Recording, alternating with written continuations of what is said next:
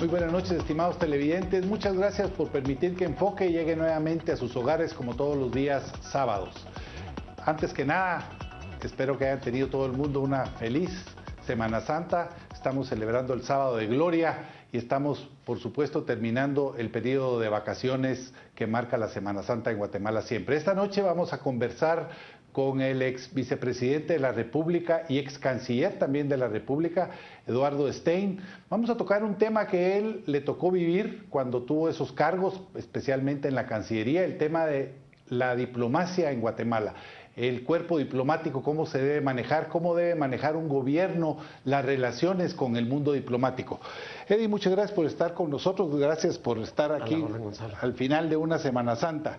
Hacía mucho tiempo que no te veía activo en Guatemala, pero ¿has estado aquí en el país o has estado en actividades internacionales siempre? Bueno, me toca siempre combinar viajes al exterior con obligaciones fuera y algunas tareas dentro, sobre todo ahora que formo parte de la directiva de ACIES, en donde nos ha tocado un programa de investigaciones y de propuestas bastante intenso, sobre todo por el cambio de gobierno, los cambios de gobierno recientes en el país. Eddie, no vamos a hablar tanto del gobierno en sí y de lo que ha realizado en este tiempo, pero sí un tema que ha estado muy en la picota, diría yo, en las últimas semanas, y es la relación de los países amigos, la relación de los países donantes, que ha sido muy criticada en las redes sociales por algunos sectores, por algunos grupos ideológicos.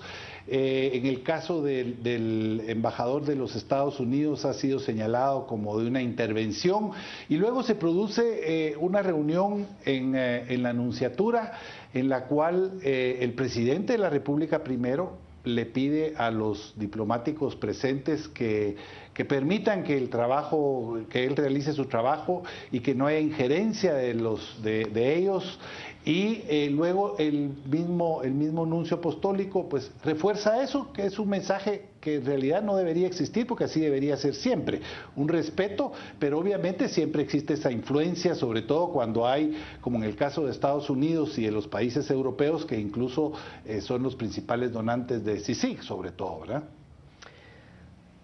Bueno, la verdad, con toda la franqueza del caso, fue muy refrescante escuchar la posición del nuncio apostólico de su santidad, sobre todo porque si uno echa hacia atrás a examinar no 50 años de desempeño de la Iglesia Católica, sino los 2000 años de experiencia, o si se quiere, 15 siglos a partir de su formalización institucional, yo diría que en una lectura aguda del desempeño institucional del Estado Vaticano, ha sido más bien al revés, ha sido injerencista.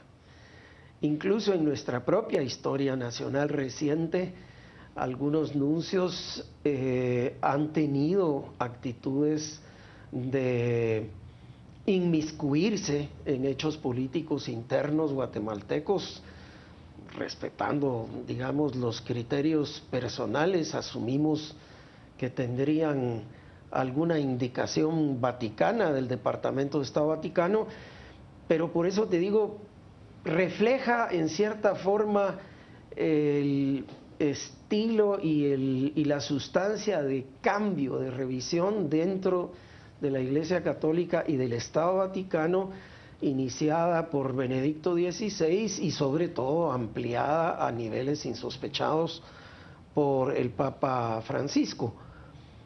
Dicho esto, yo te diría que para un país pequeño como Guatemala, o para los tres países del llamado Triángulo Norte, pequeños, con instituciones débiles, con una cauda de problemas y de dificultades y sobre todo de insuficiencias, algunas varias veces centenarias, la disparidad que puede existir en términos de capacidad interna para fijar agenda y la presión externa de países mucho más poderosos para influir en esa agenda, es algo con lo que tenemos que manejarnos cada día.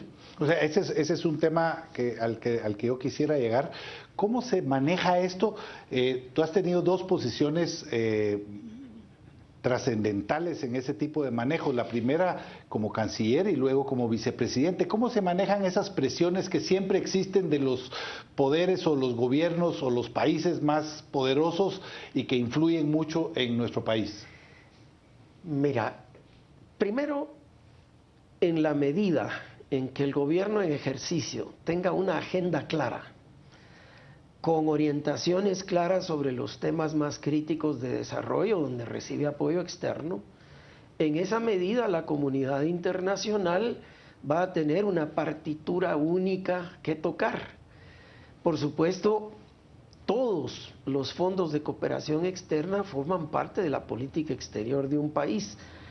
Algunos medio disfrazan como que fuera más una generosidad infinita de parte de sus administraciones, pero no es así. Siempre tienen es interés. parte de su programa de política exterior y por lo tanto van a dedicar sus recursos a aquellos temas que en su opinión responden mejor o más directamente a esos temas de interés que ellos quieren o promover o proteger. En el mundo de hoy, Gonzalo, que está cambiando rapidísimamente, a tal velocidad que nuestras estructuras institucionales y nuestras leyes no alcanzan a estar al día a esa velocidad de cambio, nosotros nos hemos encontrado ahora en la situación actual de Guatemala con una serie de vacíos de agenda, de vacíos de liderazgo, y es más que explicable que algunos representantes de la llamada comunidad internacional pues llenen esos vacíos con elementos de propuesta que no es que se los inventen, es que la mayoría están en acuerdos internacionales o convenciones internacionales de las que Guatemala es parte. Un segundo tema que creo que es importante mencionar: en la medida en que las agendas de cooperación propiamente y el programa político de desarrollo institucional del Estado guatemalteco riman y están bien calibradas la una con la otra, en esa medida la cooperación internacional va dedicando los recursos a lo que cree solventa la responsabilidad que tiene ante sus propios ciudadanos, que son los que aportan con sus impuestos la plata de cooperación que nos llega, y los objetivos de desarrollo del país. Y no hay mucho donde perderse. Los temas de fortalecimiento del aparato de justicia no es que nos los esté imponiendo nadie, es que es una aspiración guatemalteca. Lo que pasa es que cuando nos los recuerdan, y sobre todo si se usa un lenguaje tal vez no tan prudente, sí. Hay algunas epidermis muy delicadas. Bueno, en esas frases que han generado mucha sensibilidad en la sociedad guatemalteca y en ciertos sectores, no en todos los sectores, pero obviamente en muchos sectores se creó una hipersensibilidad con las declaraciones del presidente del Congreso cuando de una manera, yo diría poco seria, dijo que él tenía, su padrino era el Cristo Negro de la 20 Calle y que en el Congreso de la República se recibían las instrucciones en inglés. Ahí creo yo que sí, el mensaje que se transmite a la ciudadanía en términos generales, pero al mundo político también, es muy contradictorio y muy tosco. Bueno, yo lo considero una ligereza, que aunque hubiera sido así, la prudencia política reclamaba otro tipo de manejo. Pero también es cierto que algunas representaciones diplomáticas, algunas agencias de cooperación, insisto, ante ese vacío de objetivos, estrategias, rumbo, y ese vacío de liderazgos en varios sectores, y sobre todo con el telón de fondo del vigor ciudadano expresado a partir de fines de abril del año pasado, hay una sensación como que la institucionalidad política, en particular los partidos políticos representados en el Congreso, se las han agenciado para reasegurarse el control de las mismas telarañas de mañas a las que estaban acostumbrados y sin querer renunciar a los beneficios que históricamente habían tenido, están en la práctica dificultando el acceso de la ciudadanía a participar más ampliamente en la definición de temas que les afectan y, por supuesto, están dificultando la democratización misma de los partidos para una participación más amplia de la sociedad. En ese marco, algunas expresiones, como sobre todo una entrevista publicada al embajador norteamericano, sí nos llamaron mucho la atención.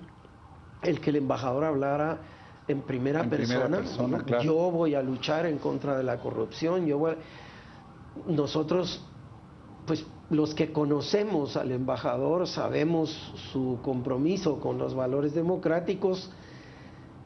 Quisiéramos pensar que se le fue el giro idiomático incorrecto, porque sí llamó mucho la atención, es altamente inusual, y en otras circunstancias una situación como esa se hubiera dado lugar a por lo menos un llamado a la Cancillería para que explicara cuál fue el sentido de su expresión.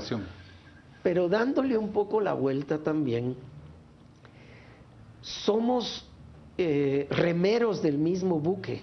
La verdad es que nos interesa a países grandes y poderosos como a países chicos y débiles el que se fortalezcan los hábitos y comportamientos democráticos, que se fortalezca la justicia, que se fortalezcan nuestros esquemas de salud y educación, que se fortalezca el empleo, que superemos esta fenomenal crisis fiscal en que nos encontramos y, por supuesto, que como nación y como institucionalidad pública podamos respetar mejor y más diligentemente los derechos humanos de la población, entre ellos los derechos políticos. Pero insisto, es cuando nos lo recuerdan los de afuera que se nos hincha el pellejo. Vamos a ir al primer corte comercial y volvemos con más de este apasionante tema que a todos los guatemaltecos nos interesa y que tiene en este momento muchísima actualidad.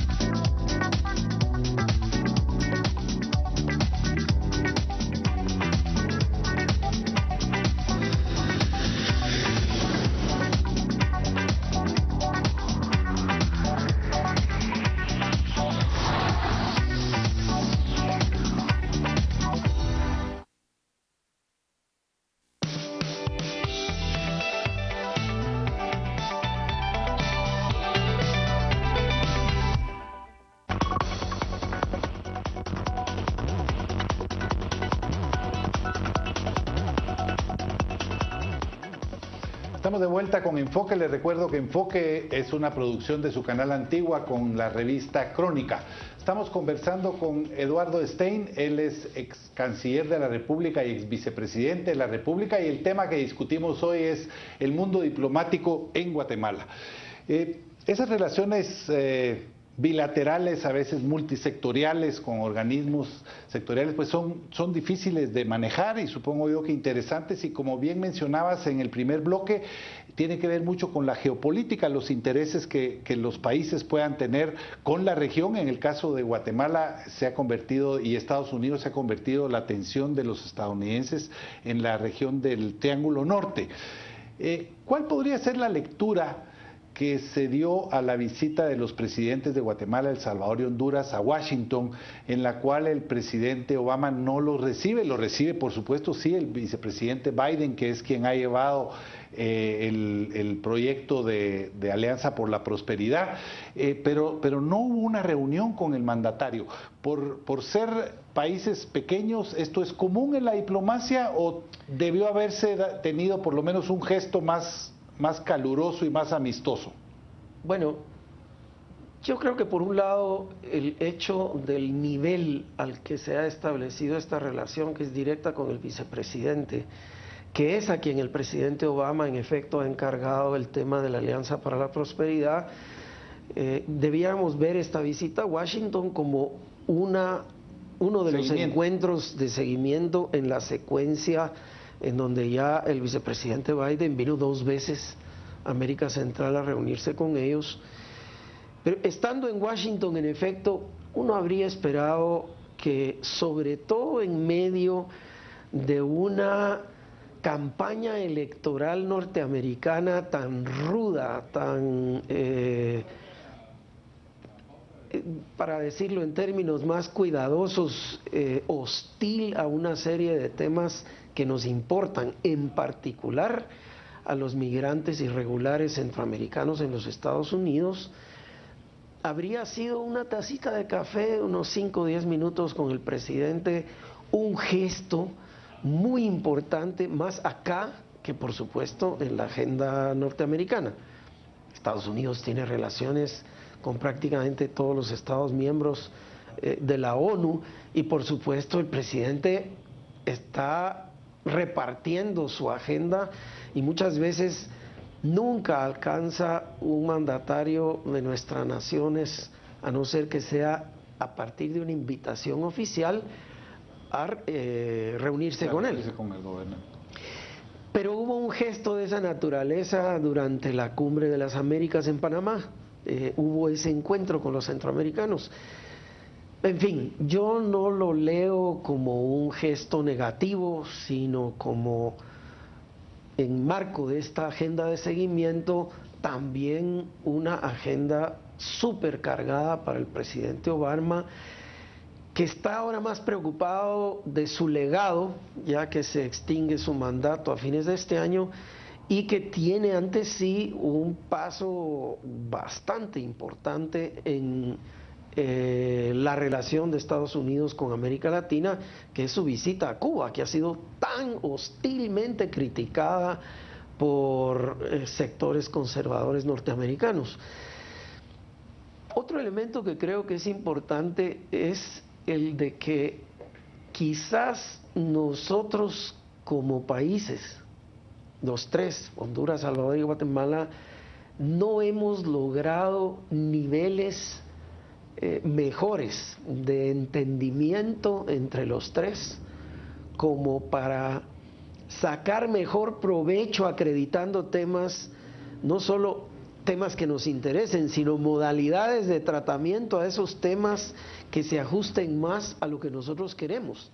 Bueno, esa tal vez sería la siguiente pregunta, Eddie. Digamos, Guatemala, yo siento que a veces le cuesta mucho lograr que nuestra agenda llegue a esos niveles, un poco eso. Estados Unidos dice que el área norte de Centroamérica es clave para ellos, incluso la llegan a comparar en conflictividad con algunas regiones del Oriente Medio, obviamente por el narcotráfico y por los migrantes, pero lo ponen como una posición, un punto estratégico muy importante.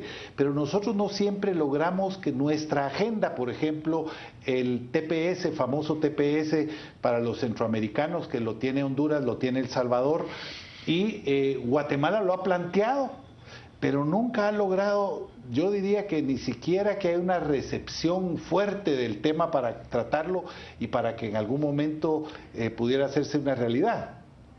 Mira, Gonzalo, en su momento esto fue discutido con ellos, bueno, al más alto nivel al que yo pude llegar ciertamente. El propio embajador norteamericano de entonces me habló de manera muy descarnada en base a cifras y a las consecuencias que para la política exterior norteamericana tendría otorgarle a Guatemala en aquel momento el TPS o el estatus de protección temporal para migrantes guatemaltecos sin papeles en Estados Unidos, porque supondría que tendría que darle un trato similar a otros países de fuera de la región que tienen también migrantes sin papeles en Estados Unidos, sobre todo de origen asiático. Uno no podía dejar de pensar, como dicen ellos, in the back of my mind, ¿verdad?, que había otro tipo de tratativas de naturaleza estrictamente política que dieron como resultado esa ventaja a Nicaragua y esa ventaja a El Salvador en su momento. Yo no quiero ser ave de mal agüero, pero no veo condiciones para que eso se revierta. Yo creo que las soluciones tienen que ser buscadas en otros ámbitos de entendimiento mutuo que ahora este programa lo facilita, lo habilita. No, y ellos han sido bastante claros y sobre todo en los últimos años, porque no antes, pero en los últimos años ya con el presidente Otto Pérez se le manifestó que lo que le interesaba a la administración Obama era la reforma migratoria y que mejor esperáramos, pero esa reforma migratoria parece que no llega y que no va a llegar antes de que haya un cambio de gobierno en Estados Unidos. Bueno, en efecto, hubo un planteamiento en el Senado norteamericano, ellos aprobaron una propuesta de una nueva legislación migratoria que era muy alcanzativa y por supuesto nunca alcanzó a flotar en el Congreso, en la Cámara Baja. Eso despertó muchas ilusiones, como las había despertado en su momento la negociación del gobierno mexicano con el presidente Bush antes del 11 de septiembre.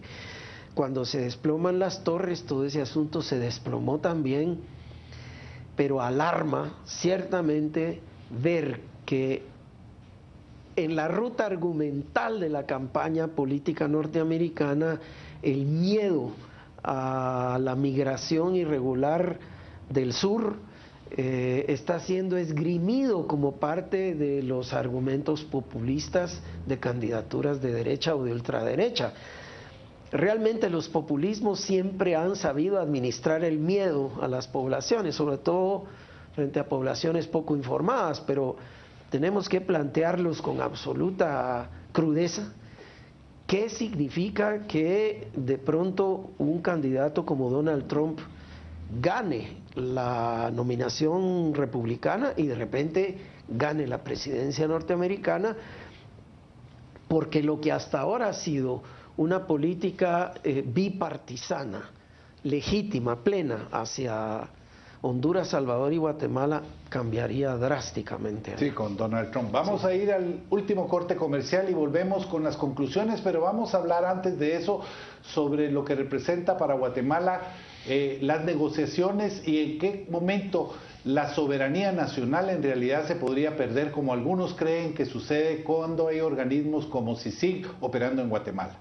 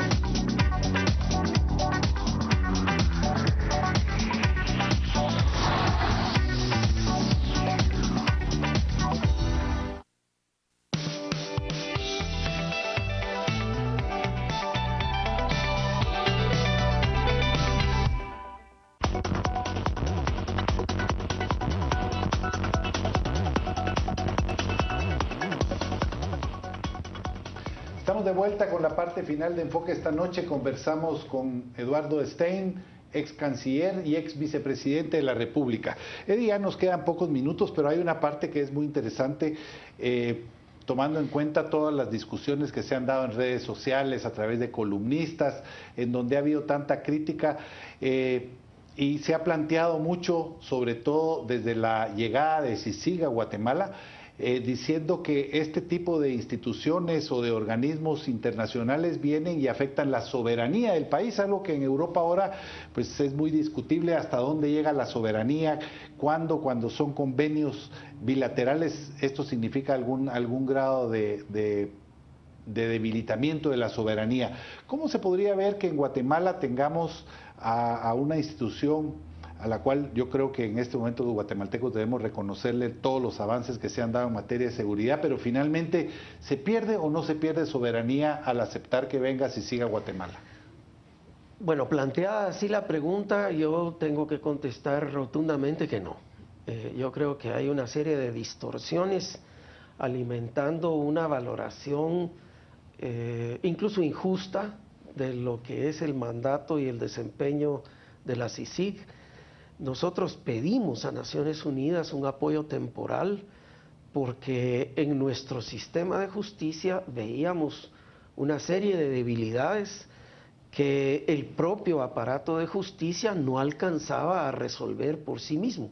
En particular, a nosotros nos inquietaba mucho la debilidad que todo este sistema tenía para la investigación criminal, en donde la mayoría de juicios que eran planteados por el Ministerio Público se caían al llegar al primer juzgado por tecnicismos, y había una serie de aprovechamientos indebidos del Código Penal y del Código Procesal Penal que terminaban protegiendo a gente que era... La impunidad era marcada y evidente. Entonces, cambiamos el texto original que había negociado el canciller Edgar Gutiérrez con Naciones Unidas, que tenía un par de problemas de inconstitucionalidad, porque sí le daba a la original CICIAC, se llamaba, sí, la capacidad de acusación penal, que la Constitución se lo da en exclusiva al Ministerio Público.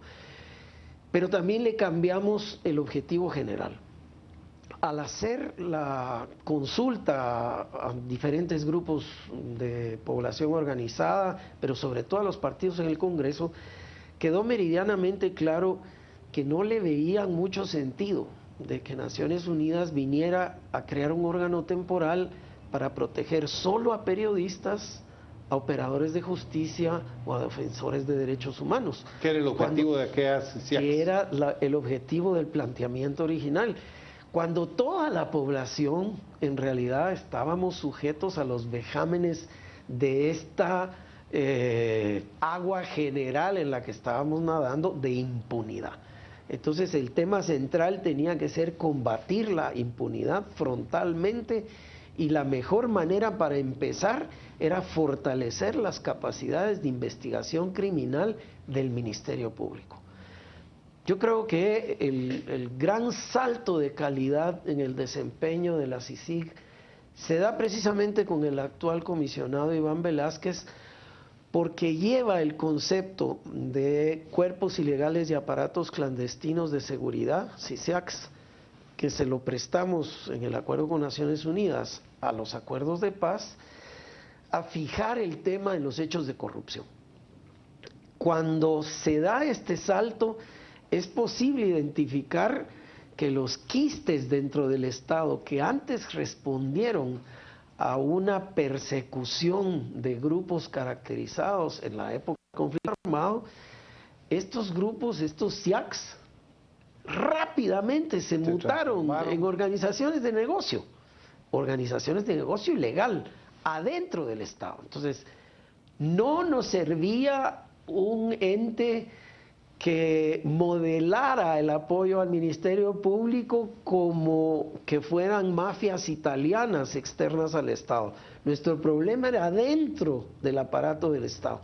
Por eso es que se le pide a CICIG este tipo de desempeño, asistir al Ministerio Público en la práctica con muy buena investigación criminal, formando fiscales investigadores, etcétera, y acompañando de la mano al Ministerio Público hasta que, bueno, se extinga. Y además la soberanía no se puso en ningún momento en peligro, porque fue el propio Estado de Guatemala el que solicitó a Naciones Unidas que enviara este organismo. Pero además, ¿en qué decisiones soberanas del Estado guatemalteco interviene la CICIG fuera de investigar casos que pone con todo su elemento probatorio en manos del Ministerio Público? Muchas gracias, Eddie. Muchas gracias a ustedes también por su atención. Estamos terminando nuevamente Enfoque. Les deseo a todos mañana un domingo feliz de resurrección para todos los cristianos, para todos los católicos, para todos los que creen en la resurrección de Jesús. Mañana es el día más importante del cristianismo, así que tengan un feliz domingo de resurrección. Nosotros volvemos el próximo sábado, nuevamente con Enfoque a las 9:30 de la noche. Gracias por su atención.